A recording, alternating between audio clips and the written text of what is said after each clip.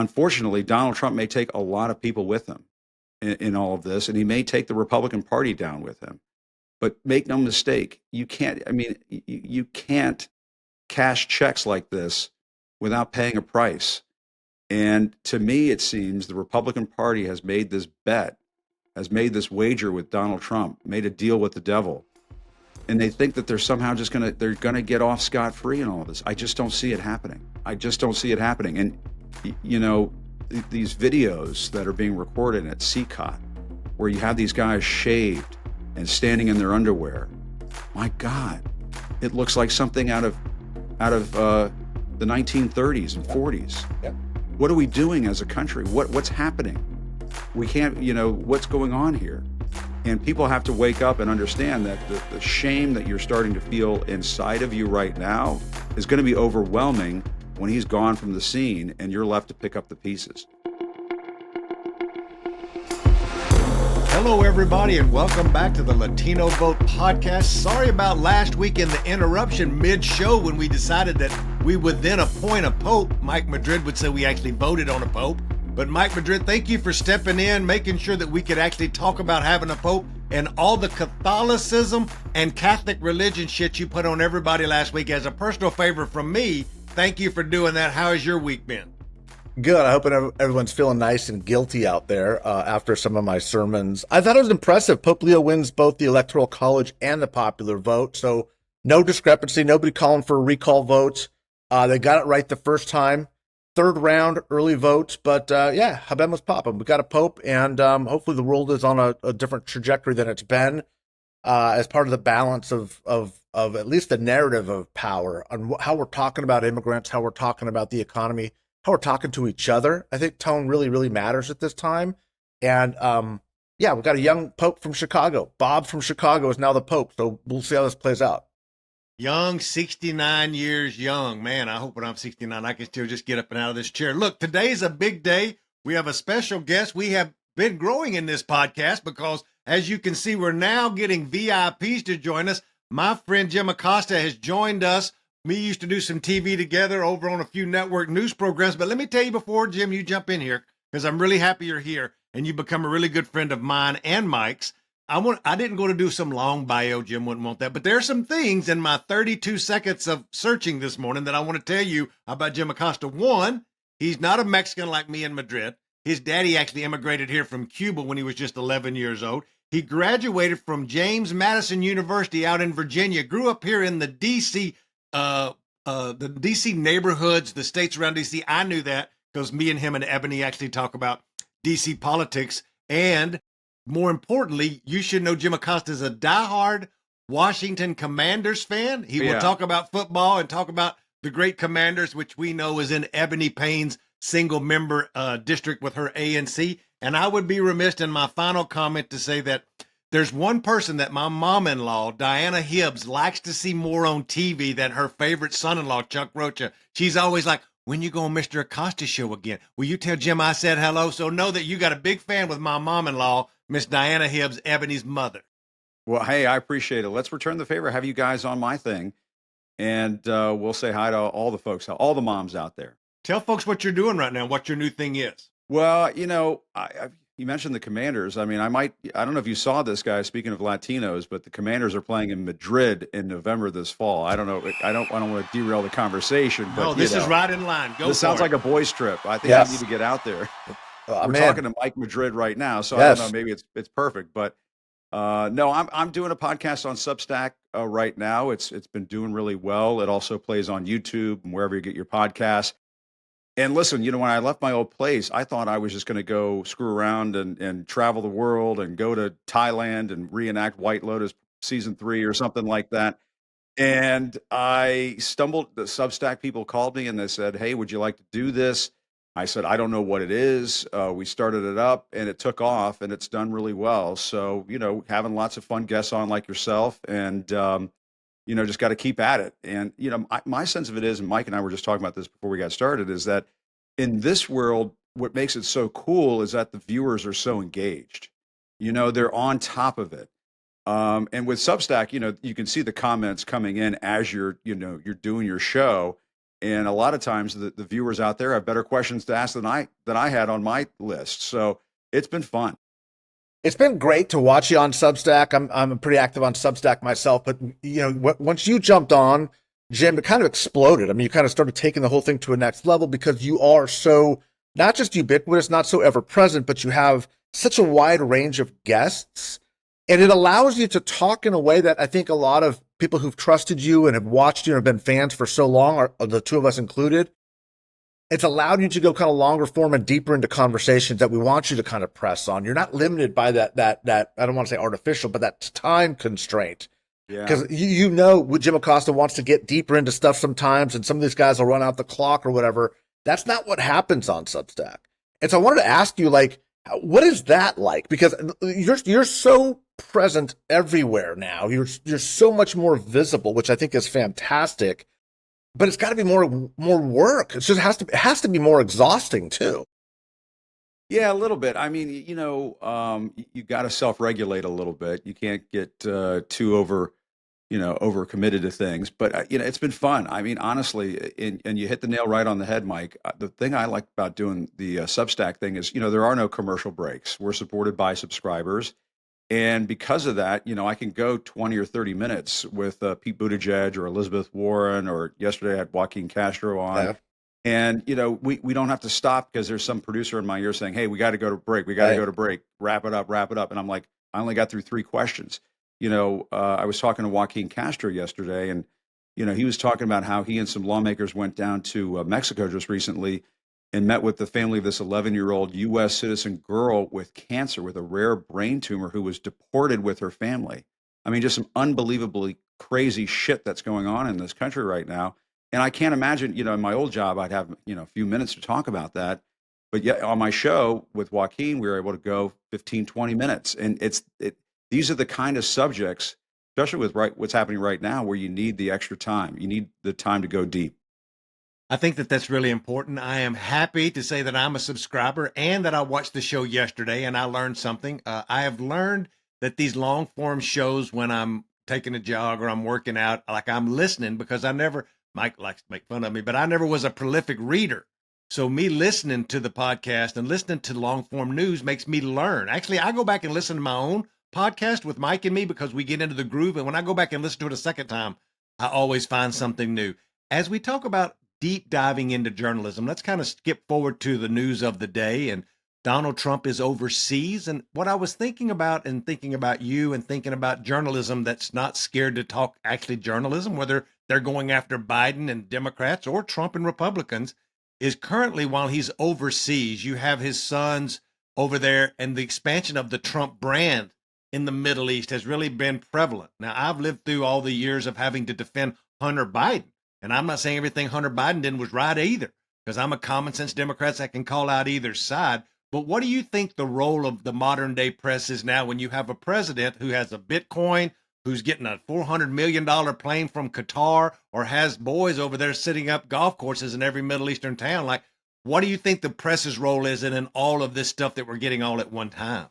Yeah, I mean, we need an independent press, a strong, free, independent press now more than ever, guys. I mean, what we're seeing from Donald Trump, and the other thing that needs to be said is, we need a press, we need journalists who are just going to give it to the people straight.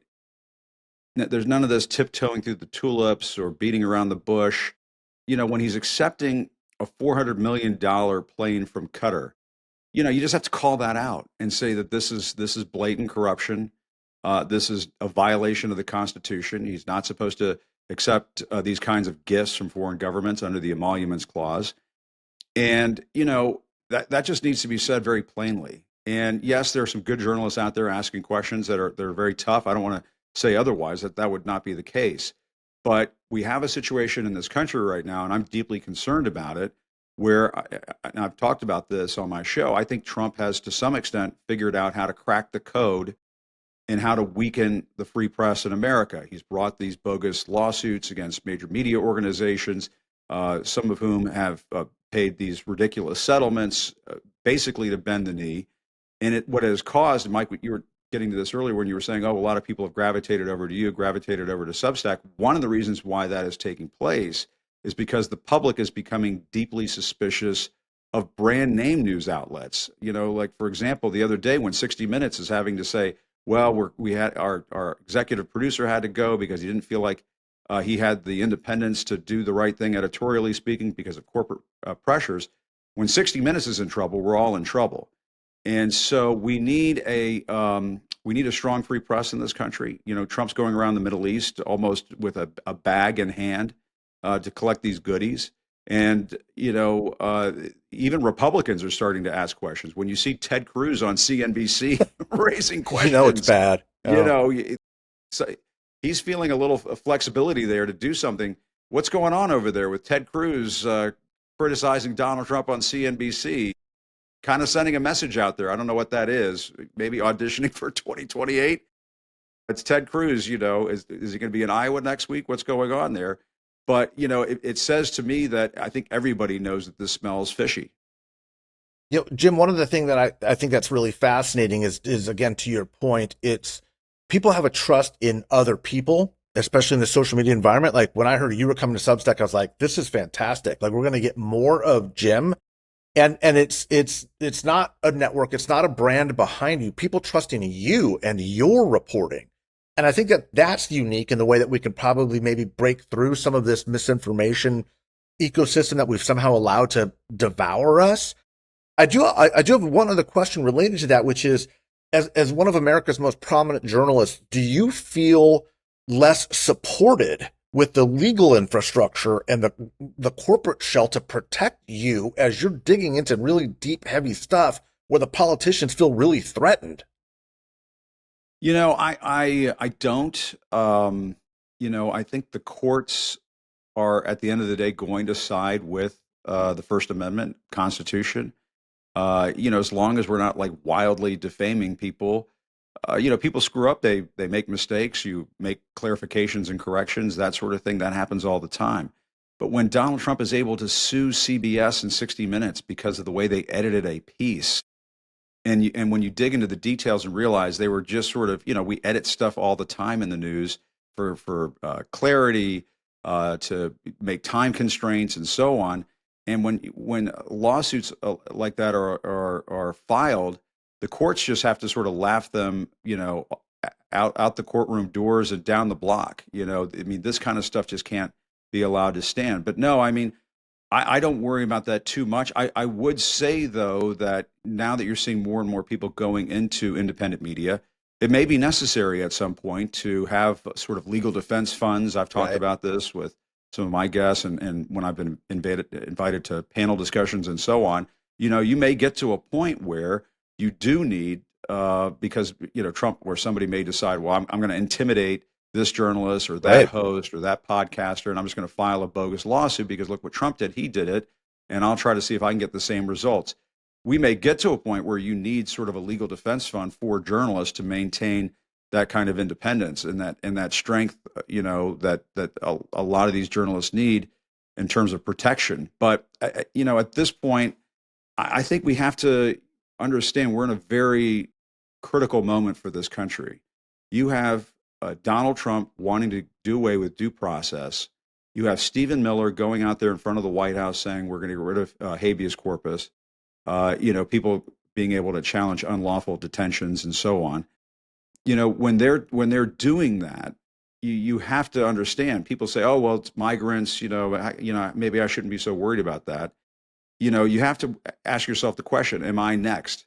Is my category, is the corner of American society that I inhabit, is that next? Because we've seen them go after lawyers, universities, media, the arts, and of course what's been taking place in the migrant community. And so, this affects all of us, and that is, to me, the most important reason why we need a strong free press right now. Let me pull on that a little bit and build off of what you were talking to Congressman Joaquin Castro about yesterday on your show, and kind of build in, me and Mike are headed to Texas tomorrow to actually speak to a lawyers conference. You're seeing all of these things combining, where you have this immigration lens, you have a legal lens, you have the court lens, and this is the Latino Vote Podcast. You come here and you get unfiltered news about what's going on in our community. and you hear from the right with Mike, you hear from the left with me, with, just the facts about our gente, our community, right? And it's safe to say, and you know this, Jim, that both of my business partners are immigrants, one from Mexico, one from El Salvador, and that the immigrant community now is, just in terror on what they're living through. And we know that if you go and talk to Latino voters right now, and you said, well, if there's gang members in America who've come here from another country, should they be deported? And 90% of people would say yes. The problem is to what you were talking about yesterday, which is the way that it's being done so unlawfully is what the American public, I'm finding in polls and focus groups right now, that don't have the stomach for that. They're like, sure, get any bad person that comes here and breaks our laws, they should be sent away, but not Jose down at the taco shop, Maria, who's been working with us for years, or somebody's child or daughter. You've covered immigration. You've watched it. Your family were immigrants. You've seen the evolution of even the first term with Donald Trump when you took him on face to face in the press room. What is different this time, and what are you seeing in the community? What are you hearing from other Latino reporters on what really is different this time? Because we definitely see the numbers now starting to move away from Donald Trump on immigration, especially with Latinos, Jim. Yeah, I mean, he's upside down now in the polls when it comes to this issue. This was one of his stronger issues. And so it shows you that, what he's been doing over the last few months, the American people are just rejecting it. And, they come out and they say, we're going after MS-13, we're going after other, gang groups. And then what do we see in the headlines? We see an 11-year-old kid, a U.S. citizen with cancer, with a rare brain tumor, deported with her family to Mexico.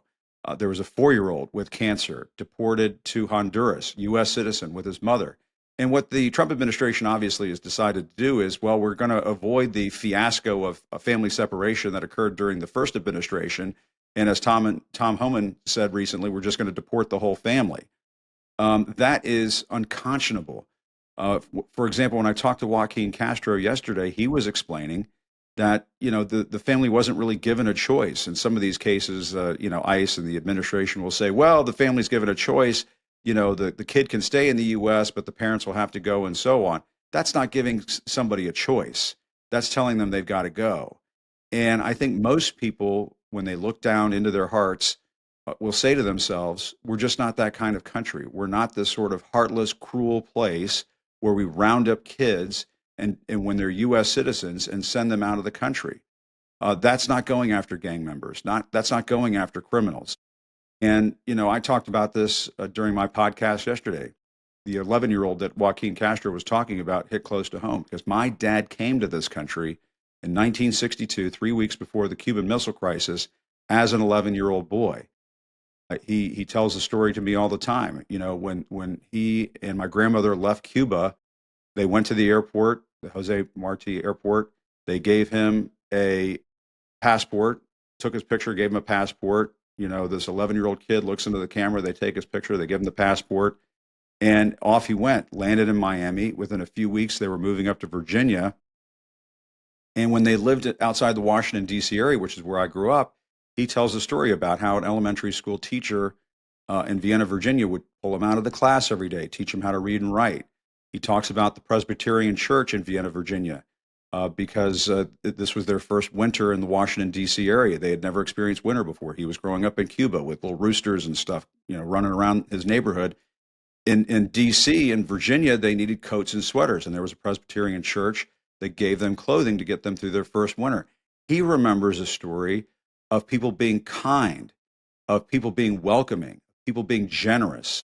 And guys, we're all old enough to know that's the America that we should be about. That's the America that we grew up with. And this cruel, heartless, nasty, mean MAGA America that Donald Trump is trying to bring about in this country, there may be some folks out there who want that, who are waving the mass deportations now signs at the Republican convention and so on. But I'm willing to bet good money, guys, that that's not America. That's not who we are, and that's not who we want to be. Do we want to get gangbangers out of the country? Of course. We don't want people like that in this country, screwing things up and wreaking havoc in certain communities. But at the same time, we can't be a place that deports little kids who are U.S. citizens just because we want to get their mothers out of the country. When this, guys, by and large, they're working in jobs that a lot of Americans don't want to work in. They're doing the kind of work that people don't want to do. and they're just playing by the rules and living peacefully in these communities. My dad worked in Safeway for 40 years, worked at Safeway grocery stores for 40 years, worked until he couldn't stand anymore in the checkout line, paid Social Security, Medicare, his taxes, his entire life, never broke any laws, and now is living in retirement here in the DC area. He wanted to live the American dream, and now he's got kids who are doing great in this country. That's what America is about. And to me, it's not a place where we round up little kids and send them out of the country. We're just not that cruel and heartless. Are you hopeful in this moment, Jim? Despite everything that's going on, I mean, you just told an amazing story that I think encapsulates America at a crossroads perfectly. Who are we? Like, we have this mythology about ourselves, which is obviously very true. It's your family's experience. It's people through, faith-based community, churches helping each other out, protecting the refugee, looking out for the migrant, the least among us. And then now we've been so attracted to this era of grievance and anger and rage. Who are we? What does this all mean? Where does this go? Are you hopeful? And then, so I'm going to add one other thing in here too, which is, what's your message to people who are struggling with that question too, who are just tired? Is somebody who has just courageously not given up on the fight for journalism, which is it's an act of patriotism of itself, protecting the First Amendment. How do you continue? How do you keep waking up every day going, this is what I should be doing? Well, I've got the American flag hanging in my bedroom. I wake up every morning. That's what I look at. I look at that when I wake up every morning. And maybe it's because I grew up during the Reagan years and so on, but I do believe in an America that is a shining city on a hill. And, I've talked about this a number of times on my program and my old place. He talked about, America being a place that welcomes immigrants. And so this is not a Democrat or Republican issue. This is about who we are as a country. And I firmly believe that we are an idea. We are a mission statement. And, to me, this country has always been about, the message at the Statue of Liberty: give us your tired, your poor, your huddled masses yearning to breathe free.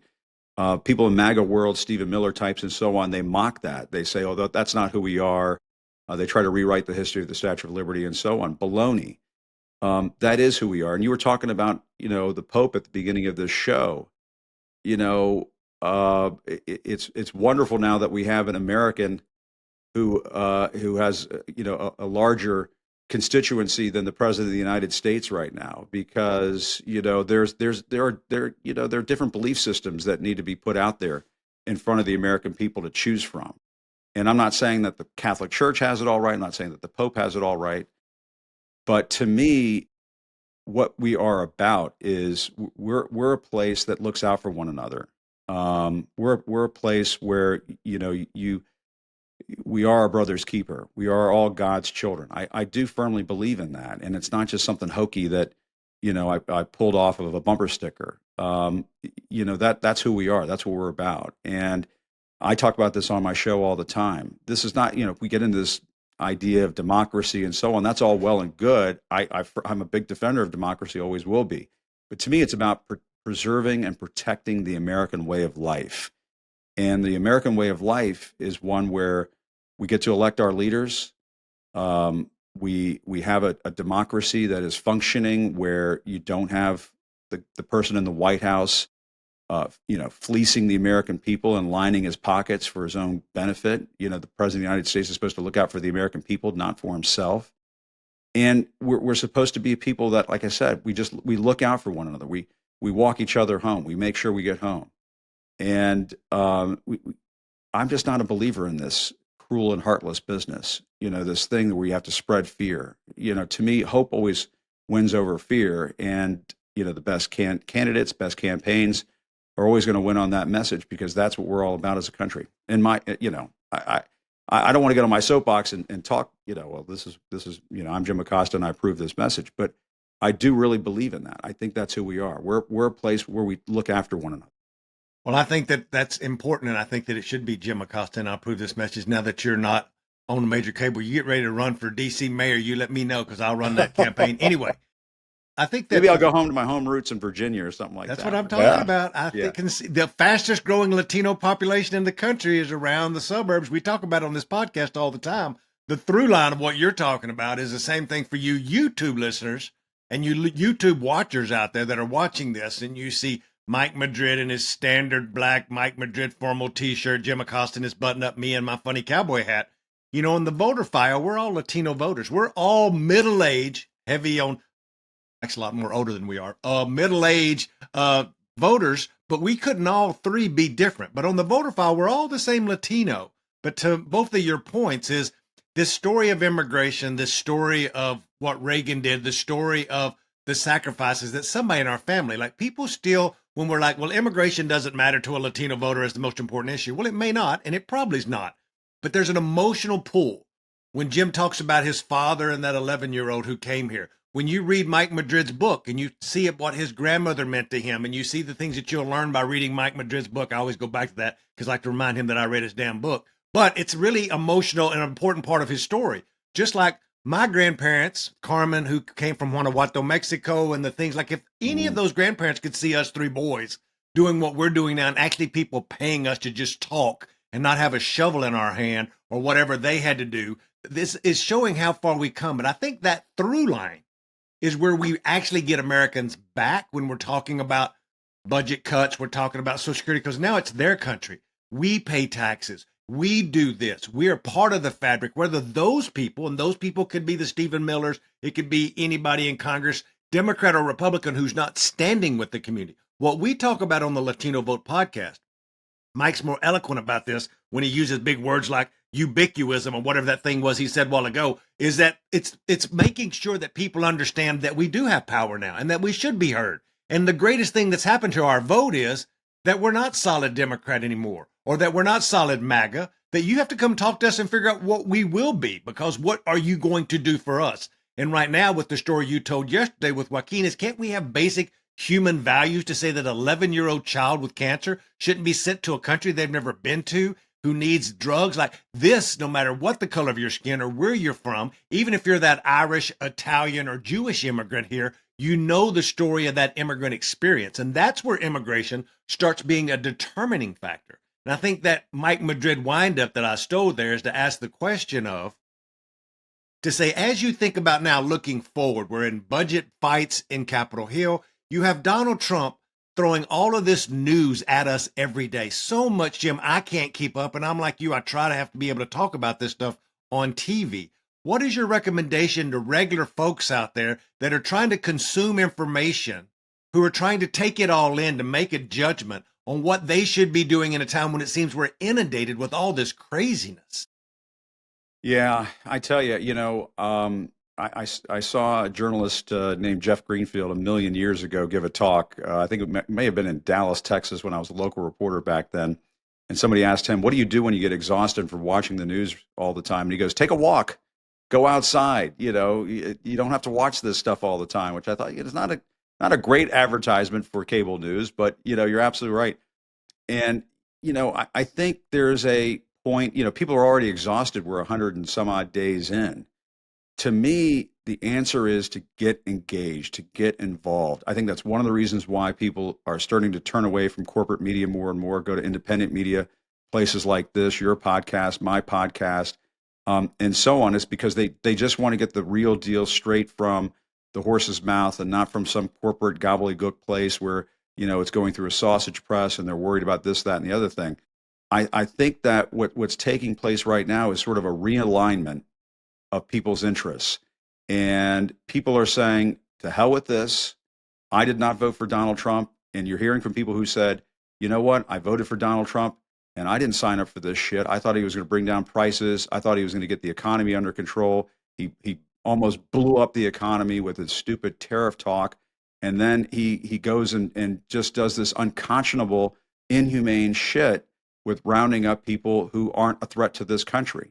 And I think people are just waking up slowly but surely to the reality of all this. And they're saying to themselves, Chuck, people are exhausted. There's no question about it. But you look at these protests, you look at these town halls, you look at what's taking place in independent media, people are putting their anger and they're turning it into action. And to me, that's the answer, is to get engaged, to get involved. Don't take this stuff lying down, because one of the things that I know from taking on Donald Trump mano a mano is that he does not like to be engaged in a fight. He doesn't like to put up he doesn't like to put up his dukes. Yeah, no bully likes that shit. No bully likes that. And you know what? You stand tough, you stand tall, and stand up to the bully. The bully backs down, and that's what needs to take place in this country right now. And more than anything else, and I don't want to pick on Mike for a second here. Please do. But God damn it, the Republicans need to grow a spine in this country. Jesus H. Christ, what is going on when you have the deputy chief of staff of the White House going out in the driveway in front of the White House and saying we're going to get rid of habeas corpus? My God, can you imagine what the reaction would be if a Barack Obama chief of staff, or if Ron Klain had walked out in front of the White House and said we're getting rid of due process in this country? People's heads would fucking explode. And I'm sorry, I know that he scares the shit out of you guys, and you guys don't want to put up a fight up on Capitol Hill, but my goodness, you're being embarrassed right now. You're being forced to vote for things like the Gulf of America. It's embarrassing. It's humiliating. It's emasculating. And they just need to grow some balls, grow a spine, and take this guy on. And, maybe he just needs a straitjacket for the next 3 years for us to get out of this mess. That might be what we need more than anything, because the more he talks, the more nutty he sounds. And somebody's got to fence him in. He is a horse that has gone hog wild and needs to be fenced in. And the only people who can do that between now and the midterms in 2026 is the Republican Party. I hate to say it. The judges can do it, but he's learned how to play the courts like a fiddle. The press can do it, but he's cracked the code in terms of how to suppress them and put them under his thumb. And I hate to say this, but it's on Republicans right now to get this country out of this mess right now, because we saw this during COVID, he can do very serious damage to this country if he's not reined in. And Jim, that has been the $1 million question that I've asked of clients that I've got elected. And of course, our listeners know I'm not offended at all by that. I'm going to cheer you on 100%. I mean, you were talking about me, you're talking about Republicans. Nobody's going to hear this or watch this, right? So I can get away with saying all that. Yeah, exactly. Yeah. But hey, you know what? We're in a place right now. I'm just going to say it. That's just where I'm at right now. No, you're right. You are right. The problem is that's where it's time. Enough of this shit. But it was time in the first term, wasn't it? Yes. And so he should have never been put up for nomination the second time around. Mitch McConnell should have made sure that there were enough senators to disqualify him from the presidency. Kevin McCarthy should have never gone to Mar-a-Lago and resuscitated his political career. And the Republican Party should not have given in and allowed him to just sort of skate through that nomination process without participating in any debates. What breaks the fever? A guy who's just been able to skate through all of this. Give me a break. What breaks the fever? It's cultish, right? Yeah. I hate to use that word. It's not flippant. It's an accurate description of what is going on. I mean, yeah. And there's a certain pride now in backing a guy who is deeply flawed as he is. Like, the character flaw is the virtue now. We're through the looking glass, and I'm not too sure how you win that politically with the tools that Chuck and I have known and worked with for 3 decades. Is, again, when I talk to people, I've known Kevin McCarthy since we were Young Republicans together. And I was with the Lincoln Project. I was Trump's #1 Republican critic from the time he came down that escalator.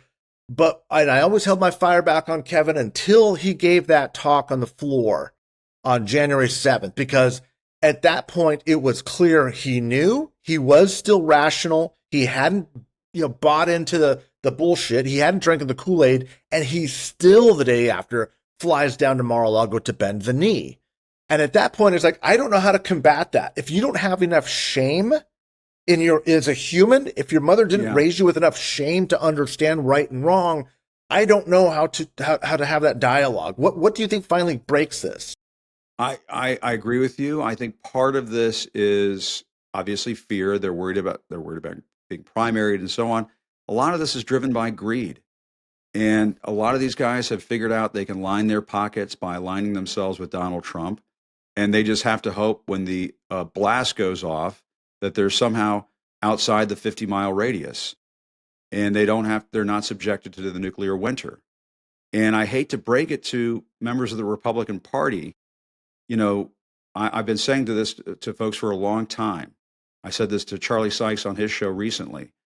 People are saying, oh, how is it that Donald Trump's been able to get away with all this? I say, you know what? Maybe it's because we're all just going to be in awe of the implosion when it happens. When the Death Star finally blows up at the end of Star Wars, or better yet, Return of the Jedi, when they rebuild the Death Star. We might be in Return of the Jedi mode right now. They rebuild the Death Star. It just might be a sight to behold when that Death Star finally blows up for the last time. And maybe that's what we're all going to witness. Unfortunately, Donald Trump may take a lot of people with him in all of this, and he may take the Republican Party down with him. But make no mistake, you can't cash checks like this without paying a price. And to me, it seems the Republican Party has made this bet, has made this wager with Donald Trump, made a deal with the devil. And they think that they're somehow they're going to get off scot-free in all of this. I just don't see it happening. And, these videos that are being recorded at CCOT, where you have these guys shaved and standing in their underwear, my God, it looks like something out of the 1930s and 40s. Yeah. What are we doing as a country? What's happening? We can't, what's going on here? And people have to wake up and understand that the shame that you're starting to feel inside of you right now is going to be overwhelming when he's gone from the scene and you're left to pick up the pieces. Exactly. And Jim, we want to respect your time. I want to give you one final question here, and I want you to think about where we are with media today and a young college student, let's call them a Latina or a Latino, that are at George Mason, Chicago University, maybe at the alma mater of Mike Madrid over in Georgetown, where they wear the nice khaki pants and the white Hoya Saxa. Right. So if you had a young journalist student over there that was trying to figure this out, Jim, we were happy to have you win our award at Brown and Bougie last year. This year, very kind. I know you were out of town for a wedding, but we gave scholarships away, and this is what made me think about it, is we gave some scholarships away again to Hispanic journalist students. Those students are coming of age, not when me and you and Mike were watching MTV and, had a Walkman, but there's a whole new digital age. What would you tell those young journalist students today? What advice do you have for them? Because they can't just go to work at ABC or CBS. Like, what do you tell them to how they would have an impact? Well, you have to, what I tell young journalists is that you have to say yes. If you want to go work someplace, big news organization and so on, they're going to ask you to work weekends and overnights and miss holidays. You're going to miss your mom's birthday, and you're not going to be able to spend Father's Day with your dad and Christmas and Thanksgiving and so on. You just got to say yes. You got to do it. You got to pay your dues when it's early on in this business if you want to go down the corporate media route and work in that kind of a world. I did it over a 30-year career, worked in local news, was in Tennessee and Texas and Chicago, and then I went to the network level, worked at CBS and then CNN. And you work your ass off, but it's a lot of fun. You get to cover a lot of great stories. The thing that's so interesting right now, guys, is that we're in this independent media world. We're in this new digital age where there's a lot of opportunities in a lot of different places. There's a lot of opportunities in nonprofit journalism. There's a lot of opportunities in places like Substack and YouTube and so on. And really, it's just about following your passions and not being afraid. You have to be fearless. You have to be, if you want to go into covering politics, you have to not worry about, they might not, they may not like you if you ask a tough question. I tell folks, if you want to be liked, go be a veterinarian. This is not a line of work where you're going to get liked. And just to be cautious a little bit, when you're starting out in this business, you can't be as opinionated as yours truly here. I paid my dues over the years. I got to a point where I kind of feel like now I'm just going to let the fur fly and just have at it. But in the early stages of your career, you got to be a bit more circumspect. But the name of the game is you have to work yourself, into the ground here. You can't hold back. You just have to go for it, because let's face it, guys. Chuck, Mike, you and I both know that there are some folks in this business, some folks in this world who have a leg up. They may get into that college of their choice because of legacy issues, family legacy issues. Kids with immigrant backgrounds, guess what? You got to work 10 times harder. You got to out hustle. You got to outthink. You got to outsmart. You got to go to the boss after hours and say, hey, thanks for that assignment. Give me another assignment. It's all about, what you're willing to put into this that is going to determine what you get out of it. And you can't just think, well, if I just put in 8 hours a day, go home and play, go drink with my friends and so on, that those opportunities are going to come along. I had times when I was just starting out in this business where, my friends wanted to go out to Ocean City for the weekend and be like, well, sorry, I got to go work the overnight shift at this AM radio station in DC. That's what I was doing. Yeah. On my very first Memorial Day weekend, I think it was, when I got out of college, and they were like, what's wrong with you? Are you crazy? Like, hey, you got to pay your dues, you got to put some skin in the game early on if you want to get to the place where you want to be. Well, appreciate you, brother. And for all of you young journalist students who are watching, you got to put in your time before you can say the following thing that Jim Acosta said on this podcast, which is Death Star, Jedi, fuck, spine, and balls, all on the Latino Vote Podcast. Mike, why don't you take us out, and then we're going to let Mr. Acosta go. Jim, it's been such an honor to have you. Thanks for making the time. If our viewers, listeners are not following Jim Acosta on Substack, you are missing out, not just on some great journalism, but I think on what the contours of this emerging country mean in terms of the media landscape. He's rocketing to the top of really the whole, I think, company's platform. I've loved and been watching you from the very beginning, from day one. The amount of work that you put into this shows that you still love the craft, still love what you're doing, are still passionate about bringing good quality interviews, discussion, debate, and journalism. So I want to thank you. And I also want to say I'm proud of you, brother, as a son of Cuban immigrants. The struggles that you've seen, the work that you've put in, that awareness of us having to work a little bit harder at that point to get just as far as everybody else is hits us right. Chuck and I talk about that all the time as consultants in our party. Still, as older guys, it's still there. But you, like us, are committed to that next generation, opening up doors. So proud of you. Thank you for your work. And you've been a meaningful part of this country's story. So thanks for making the time. Hey, really appreciate it, guys. Great to talk to both of you. Thanks so much. Thank you, Jim. Well, Mike, that was a great interview with Jim Acosta. I'm super, super happy that we got him on this show. What was your takeaway? I love the fact that it was either you or him, or kind of the thread that was threaded. I don't even know if that's the right way to put it. The fact that the three of us are all at an age and a point in our careers where we can let the fur fly, as he said, which is we can just say what's going on. It is so cool to see somebody as accomplished as Jim is, somebody as accomplished as you are in the Democratic Party, my own work in the Republican Party, saying, you know what, there's a lot of bullshit that's gone on. We've had to put up with a lot of crap, people of our age and our generation. We're still fighting for relevancy and credibility, even though we're better consultants. We understand this community better than everybody else. We understand the politics better than everybody else, because we've had to work twice as hard to get half as far. And Jim's own story is a perfect example of that. So honestly, as I was listening to him, Chuck, I'm like, the three of us need to, get all these other voices, get some Latinos, get some women in there whose stories are probably even more difficult than ours, and put this composite together. But most importantly, what I love is the fact that you're doing stuff like scholarships with the Hispanic Journalist Award, with the Bush and Brown event that you do. Every one of us is committed to making it easier for those that are coming behind us. I think that's a strong cultural trait, whether you're from the Rio Grande Valley in Texas or the suburbs of Southern California, or whether you're a Cuban, son of Cuban immigrants in Virginia. So love that interview. I love what he's doing. He's a great journalist, great American journalist, proud he's from our community. Thanks for getting him on. We're going to talk about this more in an upcoming podcast, and I love when I can spring stuff on you that you're not prepared for, which is this next small segment, because these are the things that I know something about, so it makes me feel like I'm smarter than you, so I love to talk about them. I just got back, Mike, for our last 10 minutes here. All of the ad spending, get this, by issue, by party for the 2024 election. And for those of you who know how Mike sits around at night and looks at dark pictures of polling crosstabs to make himself excited, I do the same thing with this kind of stuff. So think about this before I start quizzing you, Mike. This is media spend by issue, by party. So it tells me what every TV ad both parties spent in 24 in the thing. Now, the first question for you is this. What was the number one issue that the ads were about if you combine Democrat and Republican at the very top of the spend? I'm going to say tariffs. For 2024 presidential campaign. Oh, 2024. At this time last year? No, the whole cycle of 2024 presidential campaign. The number one issue, I'm going to say, was immigration. Boom. This is why Mike Madrid is an overpaid political consultant in California.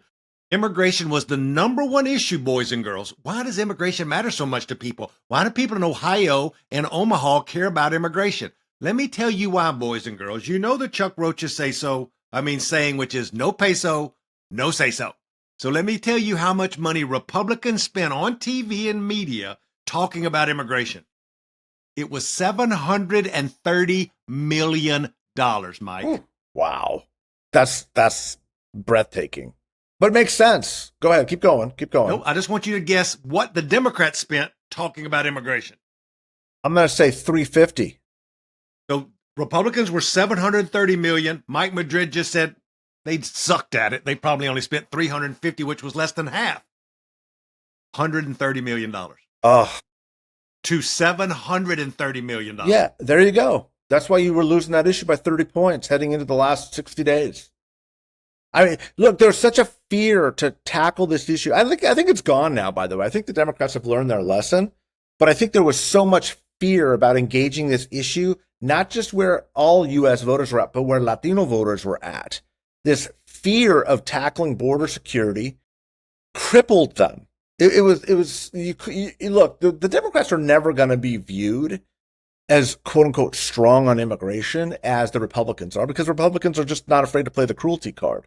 But you can't lose by 30 points. You can't, because it starts to set the frame on everything else.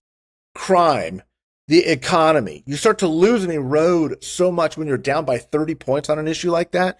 And when you're being outspent 7-1, 730 million to 150 million, that's malpractice. Shame on the Democrats. You deserved it.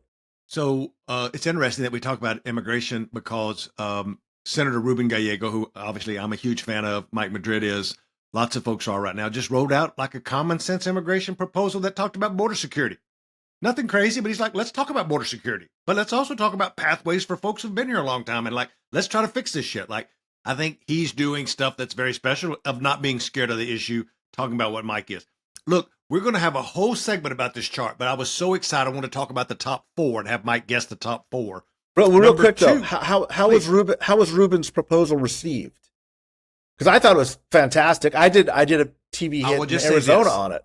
I would just say this, that I didn't see any, I would say any left immigration groups motherfucking him. Yeah. And I didn't see anything on the group chats or anything around like the powers to be, and nobody texted me like, what is he doing? So I think they learned their lesson. I think everybody was fine. Good. The number two issue, Mike Madrid, I'm just going to tell you, was taxation, which surprised me. That surprised me too.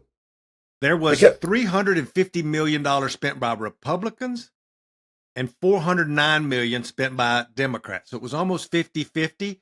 And I think the taxation and the way that these guys, this was probably had to do with affordability or something maybe, but about taxes. Here's what I think it was. I think what was happening, and you may see this in the spend later on in the next two that you point out, what the Democrats were trying to do is they were trying to stop the leakage of Republicans and Republican-leaning independents and white college-educated suburban women on the immigration issue with these other issues. That's what they were trying to do, is they were trying to build a wall to inoculate against the loss that was going to come from immigration, because clearly by a 7-1 spend, they weren't going to engage on the issue because they either thought it was a lost cause or they were too afraid of their own base revolting. So they had to find other issues to protect against that leakage. Taxation would be one of them. It's fixed. So taxation was almost equal. So they were fighting Republicans at an equal scale. Yep, There's $10 million in between. This next one is where you're going to see your leakage stoppage. The third most issue run of ads in 2024 was abortion. And look, I was saying this to a bunch of social media influencers, one woman in specific who told me I didn't understand women or female voters and you don't understand how angry women are. I was like, I'm from California. Yeah, I will tell you right now, I will tell you $1 to a donut. If you take a 40-year-old white suburban progressive woman and you have her choose which issue is more important, her reproductive rights or protecting herself from a brown man illegally sneaking across the border who's potentially going to rape her, she's going to vote against the illegal immigrant 9 times out of 10. Sorry, hate to break it to you. Female voters, you can give me all the nasty grams you want in the comments and tell me I'm full of shit. The data, the history, the outcome of the 2024 election shows that I was right.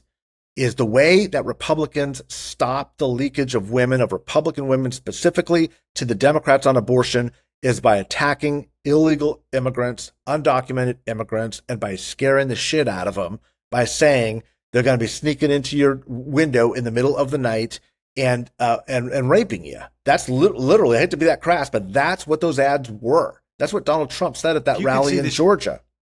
If you could see this chart, and we'll put it up, I don't think I'll put it in the show notes for this show. Let's have a whole separate show about it. But it's really staggering to make your point for you. I'm interrupting you to make your point to say that it looks even clearer on the chart. Remember how much money I just said the Republicans spent on immigration? It was $730 million. Remember, it was staggering. Guess what Democrats spent on abortion? $600 million. I was just going to say $600 million. Yeah. Guess how much Republicans spent on abortion? 100 million. 20. There you go. Yeah. Literally, you see one chart with immigration here red on immigration, and then below it's a blue one that shows abortion. Brother, I said this on this podcast. I was tweeting about it a year ago. The fight is going to be about whether abortion or illegal immigrants are a bigger, more driving issue for white college-educated women. The answer is illegal immigration. 9 times out of 10. I'm sorry. I know people on social media will lose their mind saying, we'll remember Rovember, whatever they say, and women are, you don't understand women voters. This is why you guys don't get it. No, I get it. I get it. I've seen this for 3 decades work, and it's working even more now than ever. Think about the immigration number, and I'll wrap up on the fourth and the last topic. But you can, I think, loop these together, which makes the argument even more powerful for you, Madrid. Yeah. Is the big number on immigration. Here's the fourth issue, which is crime. Crime. So the amount spent was $423 million by Republicans and $150 million by Democrats. So if you took the immigration and crime, which is pretty much how they, what do you call it? You made them the same. Billions of dollars spent saying these immigrants and crime in your community because Correct. of these immigrants. And then we only push back less than 2 to 1, hell, less than 4 to 1. Right. Then you start seeing, guys, me and Mike are being dramatic because it's so black and white to us. But for you listening, when you spend $1 billion, and this was just TV. So you can imagine what they spent on mail, digital, and other things. Radio. They spent $1 billion on just TV on immigration. Right. So they probably spent another $1 billion on all those other things. That's how you move a narrative and an issue. When you know as a Republican, your Achilles heel is you just took health care and a woman's right to her own body away from her, which does very much upset and piss off women across the country. How do you I don't know if it's juxtapose, but how do you combat that? Is you scare the shit out of them around crime and immigration. That's it. And that's what the whole campaign was about. And it was proven to me now because I have it in a chart. I was saying it a year ago. Yes, that's how you do it. And I told the Democrats, this is going to work. You don't think it's going to work, which is why you're probably going to lose. This works. I've seen it work since the 90s in California. If you believe that, and look, I get everybody was smoking the hopium after the midterms, after Roe went away. I get it. But we also have to remember that Democrats are the beneficiaries of low turnout elections now because it's a higher college educated, more high information voter that's actually showing up in the midterms. That's in large part why the Republicans did so well. You have a high turnout election. You want to throw all of this into the mix. If you think you're going to hold on to women based off of the loss of Roe in perpetuity, when the border is perceived to be real or falsely out of control, good luck with that. You ain't going to win that fight. I know, again, I had a big blowout with a big female lefty social media influencer. She was saying, you don't understand women. You don't understand the female voters. I was like, oh, I understand it perfectly. You don't understand female voters. And this goes to show it. It goes to prove it. By the way, you can't lose border security by 30 points and not also lose the crime and safety frame. This shows that the Democratic Party was banking everything on reproductive rights to hold women, everything, and they lost. It was a bad bet. So as we wrap this thing up, I'm going to do a separate show, probably week after next, and we'll go into the chart because I want to Andres, let's not put that up yet. I just sent it to you, Mike, via text so you can look at it so we can have a conversation and break it down issue by issue. Probably week after next. I'm not sure I can be here next week, Mike, because I'm going to be in Colorado at the American Association of Political Consultants, the Poly Awards. Maybe we could figure something out if you're going to be anywhere around or whatever. I may do a big hike that day. It's in Colorado Springs, so I'm wanting to go out and do a test hike since me and Ebony are going to climb Half Dome later this summer, which we'll talk about at a later date. But also, for all of you listening, me and Mike are going to Texas tomorrow. We're going to be in Dallas-Fort Worth. I'm going to get him some proper Texas Mexican food. I know we're going to have this whole Texas Mexican, California Mexican food. I know. I'm going to give on all of it because I live in D.C. now, so it's all delicious to me because I get none of the above. But I want to shout out Jason. Y'all remember Jason when we first started this podcast? Jason's a big reason this podcast even exists. Jason Villalba. This is his brainchild. Such a good man. Good dude. And he's invited us down there. We will go anywhere to go see Jason Villalba, and we're going to speak with him and a bunch of highbrow lawyers down there in Texas. So we are super excited. I'll get to see Mike Madrid. Look after our social media. You'll be seeing a lot of posts because this will probably come up on Friday. Me and Mike are speaking on Friday, so we'll start posting pictures Friday evening being together. But Mike, do you have any closing thoughts on Texas and on the other things we hit today before we wrap her up? No, look, man, I think we've had a really good first part of this year with some really high-level interviews. Appreciate, Chuck, you calling in some favors on some of that stuff. We've talked to everybody from the chairwoman of the California Republican Party to Senators Ruben Gallego, Congressman Vasquez, now Jim Acosta. Folks, but it's time to start talking about the nuts and bolts of politics. So we're going to start looking at media spend. We're going to start looking at polling numbers. We're going to start looking at districts. We're going to start looking at candidates, and we're going to start analyzing ads. A lot of the stuff that many of you guys are here for in the weeds. Do us a big favor if you could comment, share, like, both on YouTube. That YouTube channel continues to grow, but also on the podcast, wherever you're getting your podcasts. Help us build this community. This was never designed to go more than a couple of months. But it's taken on a life of its own. I mean, right, Chuck? I mean, this was just funny. And suddenly Jim Acosta is coming on the show, and suddenly Ruben Gallego's on the show, and we're getting asked to go all over the country to start doing these appearances. So it's growing. We appreciate you. We also need your comments on what topics we should be looking at or which other guests to have on board. We do need more women too. I've got some suggestions for that with some state legislators, which I think would be a fantastic idea as we start talking about the Latino vote, Chuck. We'll explore that in the coming months as well. But thank you to everybody who's helped build the community. If you can help keep us pushing, we'd appreciate you. And we'll talk again tomorrow. And don't forget, to subscribe, like, share. Last week's episode, I remind you to go back and look. We talked about the Pope stuff. We got a lot of good stuff coming up, but it means more to subscribe. When you subscribe, that means people are listening. So if you can, when you ask your friends, hey, I'm watching this thing on YouTube, can you subscribe for them? It costs nothing. A subscription right now is free, and that's the key, is a subscription now is free. So if you can get folks to subscribe, the viewership goes up, and there's more people building what Mike's tried to explain to me is about some kind of algorithm. If you get the algorithms right, then evidently all your health stuff will go away, because I had an algorithm once, and I went and got, anyway, that's a whole separate thing about the shot. I got to fix the algorithm. It's a different YouTube channel. Your mama and your daddy, give them a call. If you're in Dallas-Fort Worth, holler at Mike and me. We may buy you a margarita. Until next week, we love all of you.